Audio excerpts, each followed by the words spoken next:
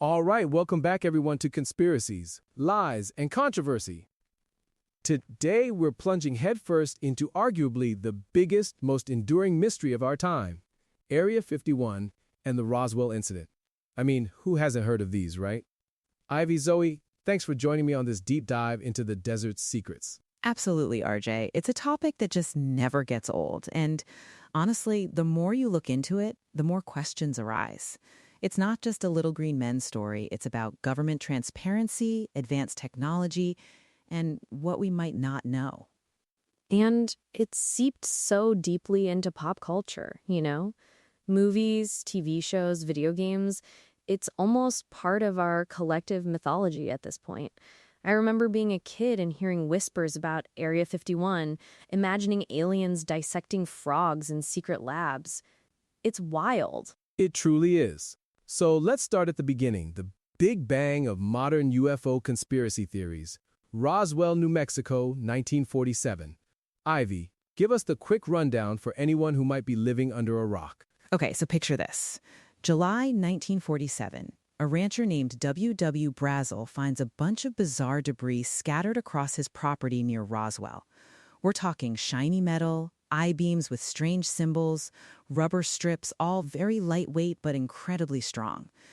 He reports it, and the local military base, the Roswell Army Airfield, gets involved. And this is where it gets spicy, right? Because initially, the RAAF issues a press release stating they've recovered a flying disc. A flying disc. That's not exactly standard military jargon. Exactly. The headline read something like, RAAF captures flying saucer on ranch in Roswell region.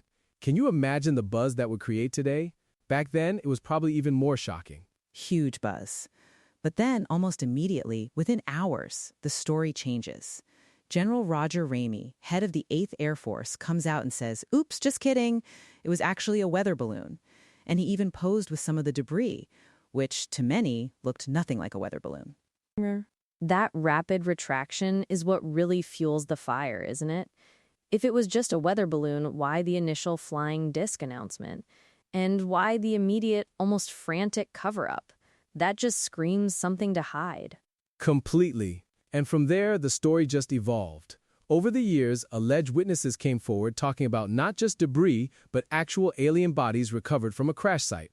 Some described small gray beings with large heads, others spoke of advanced technology being salvaged. It's like a sci-fi movie script come to life. And the key allegation, which connects Roswell to Area 51, is that this recovered craft and its occupants, or what was left of them, were then transported to a super-secret, highly classified base for study.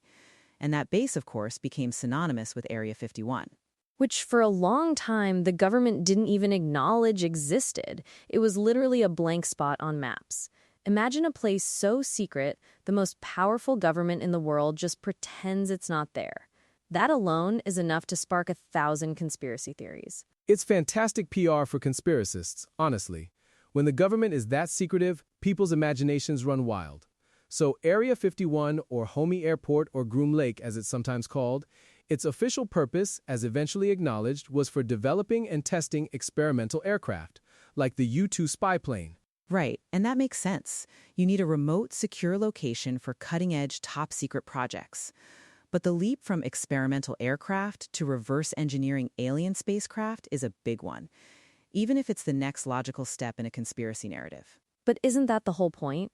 If you're going to hide something that revolutionary, you'd hide it where you're already hiding other revolutionary things. It's like hiding your secret alien cookie recipe in a vault where you keep your secret human cookie recipe. I like that analogy, Zoe. So the core allegation here is not just that the U.S. military found a UFO and aliens, but that they're actively working on understanding and replicating that technology. Think about the implications of that. Unlimited energy, warp drive, cures for diseases, the mind boggles. It does. And this is where figures like Bob Lazar come into play. He's probably the most famous alleged whistleblower related to Area 51, claiming he worked at a site called S4 near Groom Lake, reverse engineering alien propulsion systems using an element called element 115, which, at the time he spoke about it, wasn't even known to science. And then, years later, element 115, now called moscovium, was synthesized. That's a huge point for people who believe Lazar. It adds a layer of credibility that's hard to ignore, even if the properties he described for it are far beyond what's observed. It certainly makes you pause, doesn't it? Even if the specifics are debated, the fact that an element he mentioned appeared on the periodic table years later is coincidental at best or incredibly prescient at worst, depending on your perspective. What do you make of the idea of actually having alien bodies there, Ivy? That's probably the hardest part for me to wrap my head around. The technology, I can almost understand a government wanting to keep under wraps for strategic advantage. But bodies? Extraterrestrial beings? The ethical, scientific, and even existential implications of that are so profound that hiding it feels almost impossible to sustain.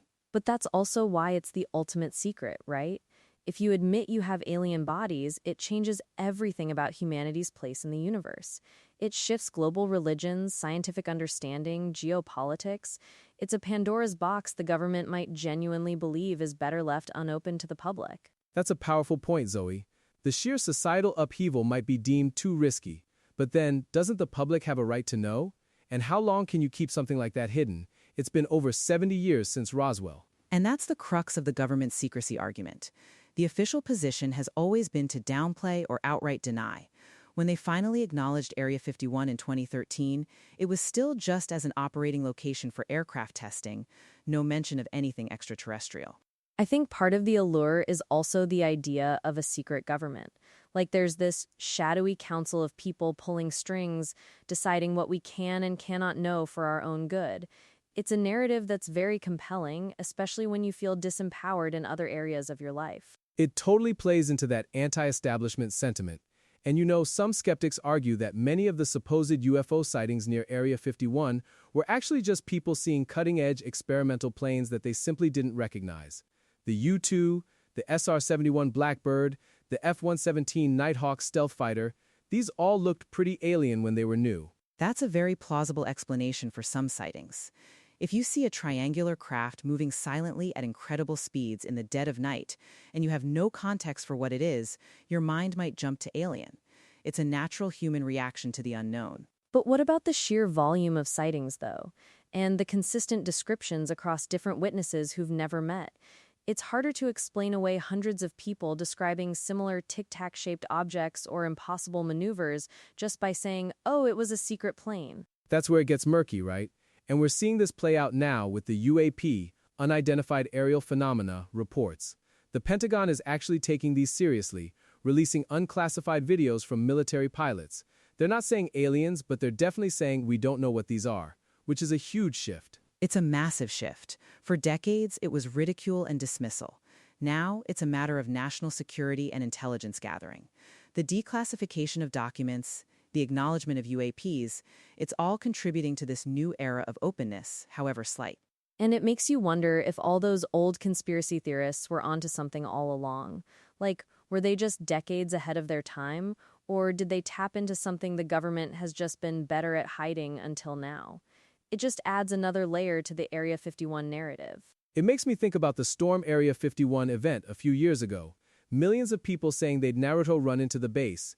It was a joke, mostly, but it showed just how ingrained these ideas are in our culture and how many people are genuinely curious or even believe. It was fascinating to watch.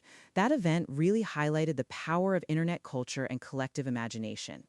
It also showed that even if people were joking, there's a strong desire for answers, for the truth, whatever it may be. Exactly. And whether you believe in aliens or not, the story of Area 51 and Roswell taps into something fundamental in us. The desire to understand the unknown, to challenge authority, and to dream of possibilities beyond our current understanding. It's a human story, really. Well said, Zoe. Whether it's advanced Earth technology, misidentified natural phenomena, or actual alien visitors, the Area 51 and Roswell conspiracies continue to be a fascinating chapter in human history and our ongoing quest to understand our place in the cosmos. Ivy, Zoe, thank you so much for an incredible discussion. Thanks for having me, RJ. It's always a pleasure to ponder the unponderable. Yeah, thanks, RJ. Maybe one day we'll all get those answers. Until then, keep looking up. Absolutely. And to all our listeners, keep those theories coming and your eyes on the skies. You never know what's out there. We'll catch you next time on Conspiracies, Lies, and Controversy.